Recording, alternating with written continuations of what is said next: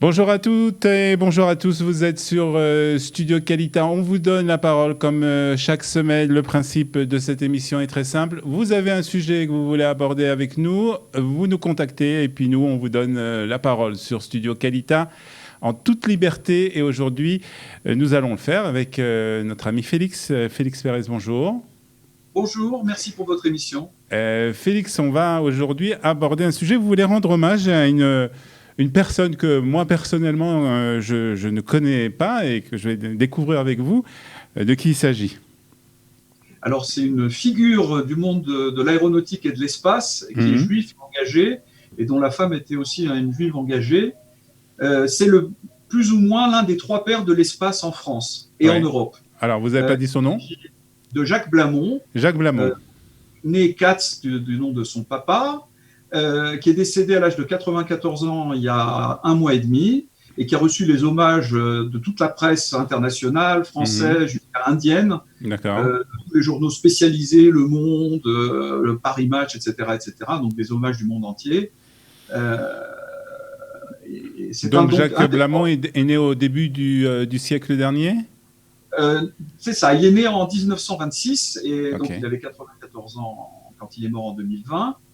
Et il a fondé, donc, je vous raconterai un petit peu les étapes. Il a eu l'idée, il a construit l'espace français européen, l'industrie de l'espace française et européenne. Il a aussi été engagé dans le judaïsme, il a écrit un livre sur l'histoire des Maranes.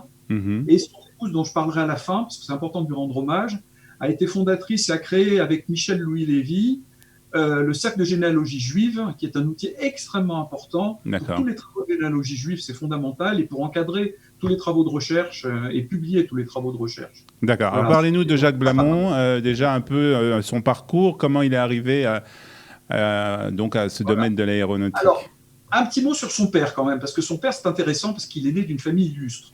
Son père s'appelle Émile Blamont, il est né Katz de son nom de famille, il est né en 1905, et dès la guerre, il s'enfuit rejoindre De Gaulle, et De Gaulle avait 3 juristes autour de lui, tous juifs, les 3 juristes, René Cassin, que vous connaissez, bien, Michel Debré, d'origine juive, pas juif, mais d'origine juive, qui a fait la Constitution, et qui a créé l'Assemblée consultative provisoire jusqu'à l'Assemblée nationale. Il est devenu secrétaire de l'Assemblée nationale pendant 25 ans, Émile Katz, le père de Jacques Blamont. D'accord. Et il est d'une famille extrêmement illustre, du plus haut niveau de l'État français. Voilà. Il est né là-dedans. Alors, très vite, il se lance dans la physique, il travaille avec le professeur Kassler, et ça ne l'intéresse pas, il fait des découvertes fantastiques, et Kassler le méprise beaucoup parce qu'il s'en va pour rejoindre l'aéronautique, alors que l'aéronautique est méprisée à l'époque, c'est plus la physique théorique. Alors, comme il est très brillant, et De Gaulle le charge des fusées Véronique à Amaguir, c'est les toutes premières fusées. Dans le Sahara, c'était la base de lancement, parce qu'il fallait un endroit désert pour lancer des fusées. Quand elles se plantaient, qu'il y avait un accident de fusée, elles atterrissaient, il fallait qu'elles atterrissent dans le désert, donc pas à Bordeaux ou ailleurs, donc dans le Sahara français, à l'époque algérien, à Amaguir. Et donc il y a eu quelques échecs au début, puis des beaux succès à la fin, et il y a eu les fusées Véronique. Et ensuite, De Gaulle a eu l'idée les fusées Véronique, c'était le nom des fusées. Le nom des fusées, voilà. D'accord. On va voir que ça a un lien avec Israël après. De Gaulle a eu l'idée de synergie importante entre le nucléaire, le militaire et le civil. Donc il a dit, si on sait faire des fusées, on sait faire aussi des missiles balistiques, des missiles qui transportent des bombes atomiques. D'accord. Et si on peut trouver un tronc central, on pourrait développer avec l'argent de l'un, on pourrait économiser et favoriser ce qu'on appelle les synergies.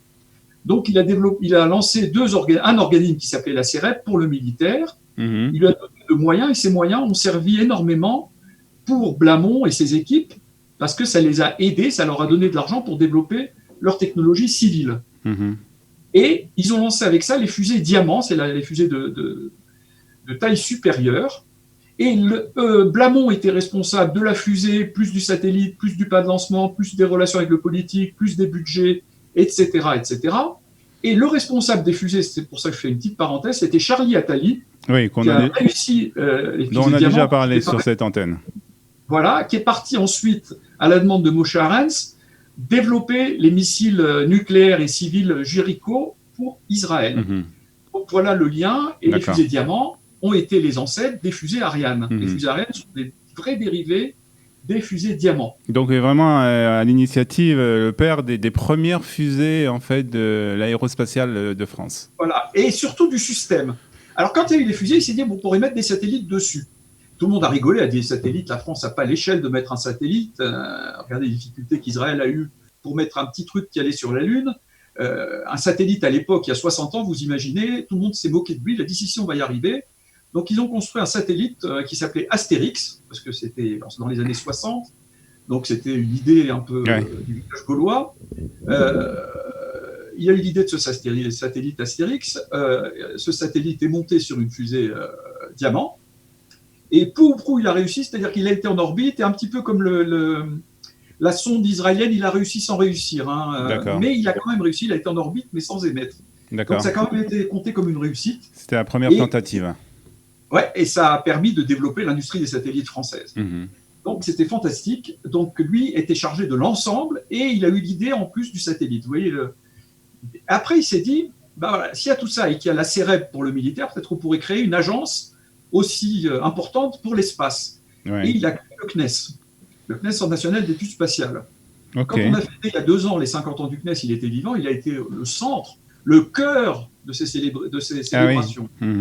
Oui, c'était lui le cœur de ces célébrations parce que c'est vraiment le père de l'idée du CNES. Et c'est fantastique. Et il a européanisé tout ça. Il a dit on ne va pas y arriver, les Français tout seuls. C'est une des rares réussites de l'Europe. Airbus, Ariane, il n'y a pas beaucoup de réussites en Europe. Et il a dit on va faire des fusées européennes.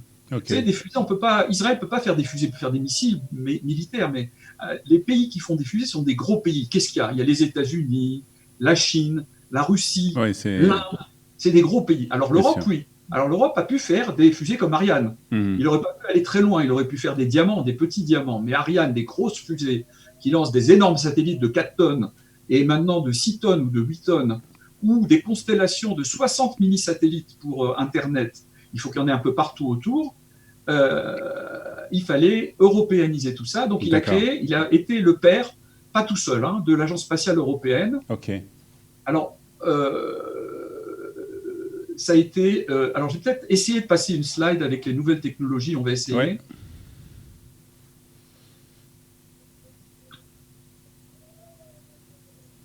Est-ce qu'on le voit ? Non, pour le moment, on ne le voit pas. Mais sans ça, on le rajoutera... Voilà. On continuera, c'est pas grave. On le rajoutera maximum après. Il a été... Alors ensuite, il a rapproché, non seulement il a été le père de l'européanisation, mais il a créé des expériences sur la stratosphère avec l'Union soviétique. Donc, il a créé un rapprochement avec l'Union soviétique dans les années 80, qui ont conduit ultérieurement, c'est incroyable tout ce qu'il a fait, à ce que les fusées Soyouz, depuis une quinzaine d'années, les fusées Soyouz soviétiques, sont tirées de France, de Kourou, en France, par le Ariane Espace, qui est l'organisme français qui tire les fusées Soyouz. Donc, vous voyez, encore donc vraiment à l'initiative de toutes les... indirectement là, mais bon, mais il est quand même là, quoi. Ah oui, c'est lui qui est là. Il a été le père de projets communs avec l'équivalent du CNES indien qui s'appelle l'ISRO. Donc c'est lui qui a offert à la France vraiment un rôle de premier plan dans le vrai.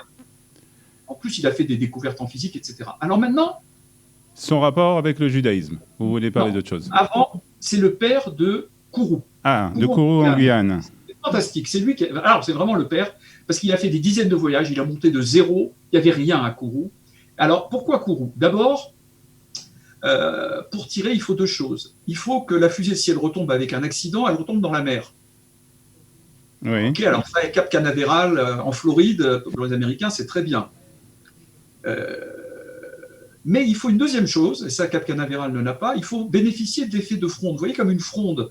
Quand vous êtes vers l'équateur, la Terre, quand elle tourne, elle vous amène à une vitesse beaucoup plus grande vers l'est que quand vous êtes un peu plus au nord. Quand vous êtes un peu plus au nord, la vitesse est plus petite. Donc, il faut être le plus près possible de l'équateur pour gagner de la vitesse. Donc, vous voyez, comme une fronde. C'est pour ça que ça a été choisi Kourou. Kourou, c'est 1 degré de latitude. Je vous donne un exemple. La Floride, Cap Canaveral, c'est 28 degrés.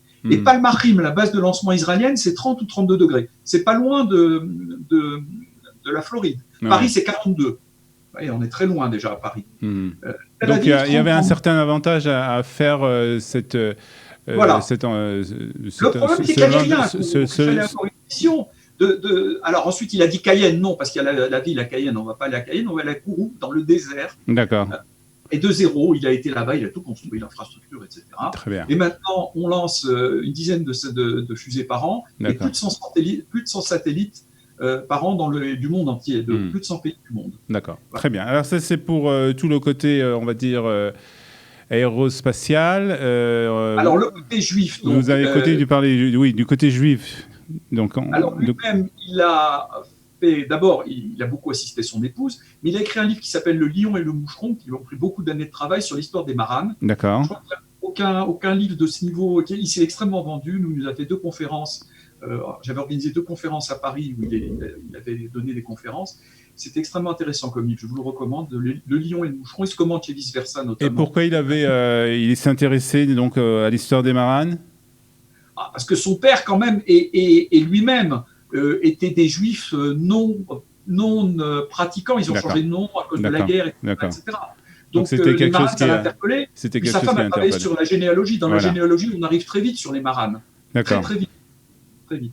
Alors, son épouse, Claudie Blamont, alors moi, j'avais un rapport avec lui parce que j'ai développé les fusées Ariane 4 et 5 en France, donc j'étais beaucoup à son contact. Et ma femme était en contact de sa femme, donc c'est vraiment une double familiarité avec eux. Parce que Claudie Blamont, avec Michel Louis Lévy, la fondatrice et la directrice du journal Cercle de généalogie juive, qu'elle a imprimé pendant une vingtaine d'années chez mon épouse. Mon épouse avait une grosse imprimerie à Paris, donc elle voyait très très souvent son épouse. Et moi-même, j'ai travaillé sur mon livre sous l'encadrement de ce cercle. Pour mon livre, j'ai écrit un livre sur l'histoire des Juifs de l'école polytechnique et il me fallait un encadrement généalogique pour qu'est-ce que c'est les noms juifs, comment recenser des juifs, la polytechnique, etc.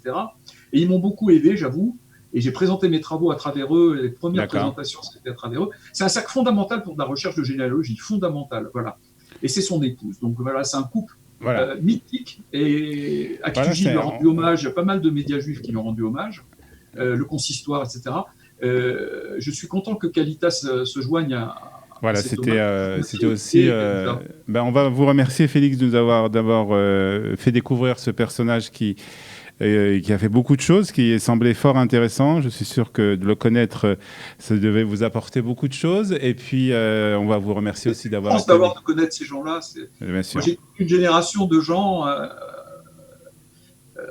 Jacques Blamont, donc merci de nous avoir évoqué le souvenir de Jacques Blamont qui est décédé donc il y a tout juste un mois et demi. D'accord. Merci beaucoup. En plus, ce qui est intéressant, c'est que l'autre patron de l'espace français qui est arrivé après lui, 10 ans après, son disciple, Jean-Marie Luton, est décédé quelques jours après lui. Oui. Donc, il y a eu un nouveau hommage à Jean-Marie Luton. Beaucoup de pertes.